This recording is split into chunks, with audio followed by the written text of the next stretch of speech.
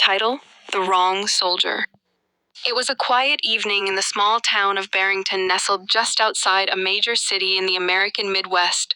The kind of town where everyone knew everyone, and the loudest noise on a weeknight came from the local diner. But that night, things were about to change. The Barrington Police Department was about as underwhelming as you could imagine. The building was old. The walls were yellowed with time, and the officers worked more mundane cases than anything remotely exciting. But it had always been safe until a group of bikers rolled into town. The Black Riders, a notorious biker gang from a nearby city, had made Barrington their latest stop. They were known for causing chaos wherever they went drinking. Fighting and pushing around anyone who didn't step aside. The town had heard rumors about their past trouble, and most of the townsfolk stayed indoors, but a few folks couldn't resist the temptation of watching the infamous gang cruise through their town.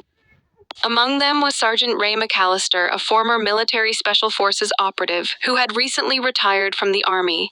After serving multiple overseas tours, he had moved to Barrington for some peace and quiet far away from the wars and conflicts. He had seen the kind of life he envisioned didn't include big city problems or biker gangs, but he had seen enough to understand trouble when he smelled it. As the Black Riders rolled into town, their motorcycles roared louder than the evening's stillness. They cruised past the diner, a couple of them revving their engines to show off for the crowd. Ray sat in the back of the diner, nursing a cup of coffee, when he overheard a conversation. "Hey, let's go see if we can have some fun with the cops," one of the bikers said, his voice dripping with malicious intent. Ray's instincts flared. He knew exactly what they meant. Trouble was coming. Without a second thought, he pushed his chair back and stood up. His hand brushed the door of the diner, and before he stepped outside, he spotted the biker gang heading straight toward the police headquarters. It was a small building, hardly a fortress, and they could easily make a mess of it. Ray stepped out into the cool night air and made his way toward the police station.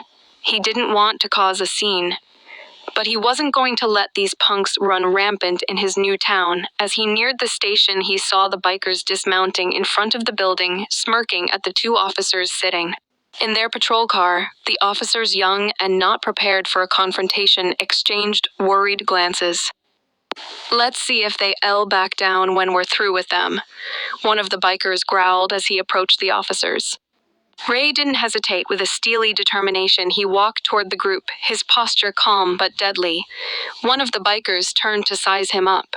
Ray wasn't wearing his military uniform anymore, but the sharpness in his eyes and the way he moved spoke volumes. He had been a soldier, a leader, and he wasn't about to let this gang push around anyone, let alone the police officers who were out of their depth. "Hey, buddy," the biker said with a sneer. "You got a problem with us." Ray looked him straight in the eye, and without raising, his voice said, "I have a problem with people who think they can intimidate anyone they want." A cold silence settled between them. The biker didn't know it yet, but he had just poked the wrong bear. He took a step toward Ray, but before anyone could react, Ray moved. It wasn't a wild swing or an aggressive shout. It was controlled, swift, and precise. In less than a second, Ray disarmed the biker, knocking his hand back and sending his knife flying. The biker stumbled backward, clearly stunned. The rest of the gang, realizing they had underestimated the situation, began to circle. But Ray didn't flinch. He was used to chaos, to being surrounded by enemies. The years of combat training kicked in one by one. He disarmed disoriented, or outmaneuvered them, leaving them on the ground scrambling for their motorcycles. The officers finally gathered the courage to step out of the car, hands on their guns. But Ray raised his hand, signaling them to hold back. He turned to them with a calm, authoritative voice. "They'll be leaving now, but don't let them back in this town again. It's not a place for people like them." As the bikers retreated to their bikes, licking their wounds, one of them spat on the ground. "This isn't over, soldiers." Ray only nodded, his expression unreadable. He wasn't worried about threats. He had fought in wars that had far more deadly consequences than this.